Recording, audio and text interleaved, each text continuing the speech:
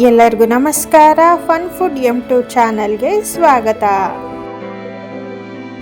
ಈ ದಿನ ಪ್ರೇಮಿಗಳ ದಿನದ ವಿಶೇಷವಾಗಿ ತುಂಬಾನೇ ಸುಲಭವಾಗಿ ಮತ್ತು ರುಚಿಕರವಾಗಿ ಮಾಡಬಹುದಾದಂತಹ ಆಲೂ ಲವ್ ಬೈಟ್ಸ್ನ ಮಾಡ್ತಾ ಇದ್ದೀನಿ.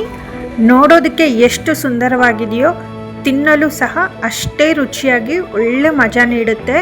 ಇದನ್ನು ಸುಲಭವಾಗಿ ಮನೆಯಲ್ಲೇ ಮಾಡ್ಬೋದು. ಈ ಬಾರಿಯ ವ್ಯಾಲೆಂಟೈನ್ಸ್ ಡೇಗೆ ನಿಮ್ಮ ಪ್ರೀತಿ ಪಾತ್ರರಿಗೆ ಈ ಸುಂದರವಾದ ಆಲೂ ಲವ್ ಬೈಟ್ಸ್ನ ಮಾಡಿಕೊಡಿ. ಕೇವಲ ರುಚಿ ಮಾತ್ರವಲ್ಲ, ನಿಮ್ಮ ಪ್ರೀತಿನೂ ಇದರಲ್ಲಿದೆ ಅಂತ ಅವರಿಗೆ ತೋರಿಸ್ಕೊಡಿ. ಬನ್ನಿ ಹೇಗೆ ಮಾಡೋದು ಅಂತ ನೋಡೋಣ. ಅದಕ್ಕಿಂತ ಮುಂಚೆ ಇನ್ನೂ ಯಾರಾದರೂ ನನ್ನ ಚಾನಲ್ನ ಸಬ್ಸ್ಕ್ರೈಬ್ ಮಾಡ್ಕೊಳ್ದೆ ನೋಡ್ತಾ ಇದ್ದರೆ ದಯವಿಟ್ಟು ಸಬ್ಸ್ಕ್ರೈಬ್ ಮಾಡಿಕೊಂಡು ಸಪೋರ್ಟ್ ಮಾಡಿ.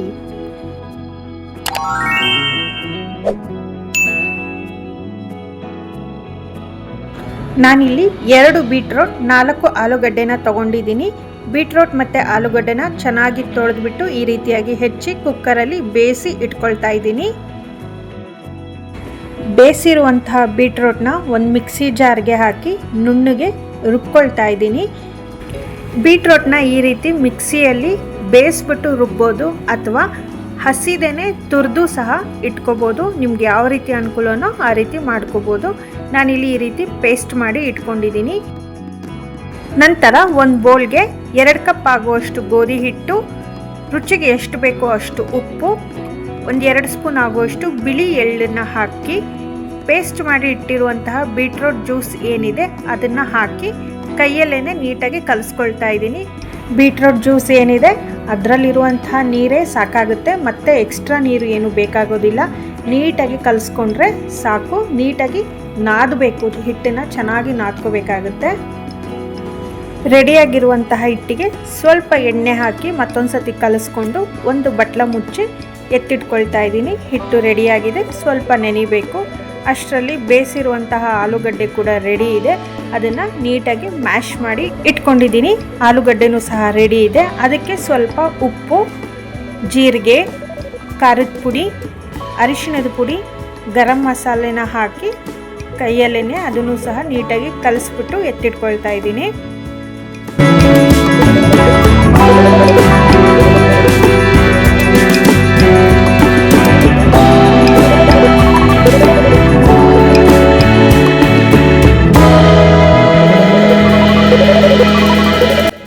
ಆಲೂಗಡ್ಡೆ ಮಸಾಲ ಕೂಡ ರೆಡಿಯಾಗಿದೆ.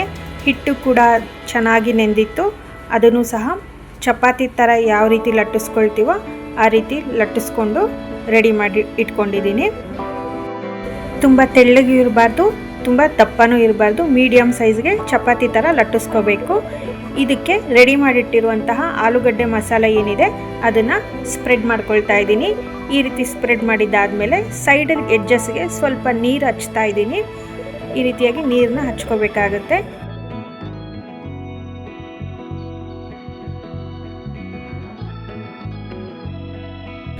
ನಂತರ ನಾನಿಲ್ಲಿ ಯಾವ ರೀತಿ ತೋರಿಸ್ತಾ ಇದ್ದೀನಿ ಅದೇ ರೀತಿಯೇ ಚಪಾತಿ ಏನಿದೆ ಅದನ್ನು ರೋಲ್ ಮಾಡ್ಕೋಬೇಕಾಗುತ್ತೆ.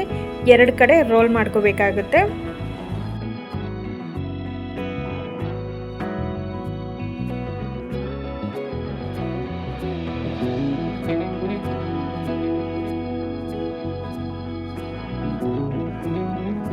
ಈ ರೀತಿಯಾಗಿ ರೋಲ್ ಮಾಡಿ ಆದಮೇಲೆ ಒಂದು ಪಿಜ್ಜಾ ಕಟ್ಟರ್ ಅಥವಾ ಚಾಕು ಸಹಾಯದಿಂದ ಚಿಕ್ಕದಾಗಿ ಕಟ್ ಮಾಡ್ಕೋಬೇಕಾಗುತ್ತೆ.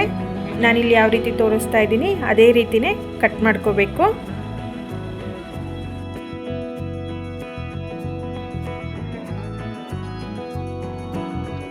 ಎಲ್ಲನೂ ಕಟ್ ಮಾಡಿದ್ದಾದಮೇಲೆ ಸೆಂಟ್ರಲ್ಲಿ ಒಂದೊಂದೇ ಶೇಪ್ ತಗೊಂಡು ಈ ರೀತಿಯಾಗಿ ಮಡ್ಚಿದ್ರೆ ಆಯಿತು.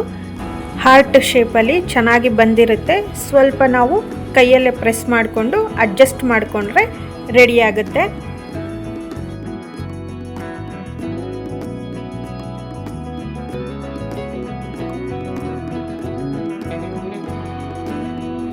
ಈ ರೀತಿಯಾಗಿ ರೆಡಿ ಮಾಡಿ ಇಟ್ಕೊಂಡಿದ್ದೀನಿ. ಇದನ್ನು ಕಾದಿರುವಂತಹ ಎಣ್ಣೆಯಲ್ಲಿ ಹಾಕ್ಕೊಳ್ತಾ ಇದ್ದೀನಿ. ಎಣ್ಣೆ ಎಷ್ಟು ಹಿಡಿಸುತ್ತೋ ಅಷ್ಟನ್ನು ಹಾಕಿ ಆ ಬಬಲ್ಸ್ ಏನು ಬರ್ತಾ ಇದೆ ಅದು ಬರೋದು ಸ್ಟಾಪ್ ಆಗಬೇಕು. ಅಲ್ಲಿ ತನಕನೂ ಹಾಗೆ ಬಿಟ್ಟು ಬಬಲ್ಸ್ ಬರೋದು ಸ್ಟಾಪ್ ಆದಮೇಲೆ ಇನ್ನೊಂದು ಕಡೆ ಏನಿದೆ ಮಗಚಿ ಹಾಕ್ಕೊಂಡು ಗರಿ ಗರಿಯಾಗಿ ಎರಡೂ ಸೈಡು ಕರಿಬೇಕಾಗುತ್ತೆ.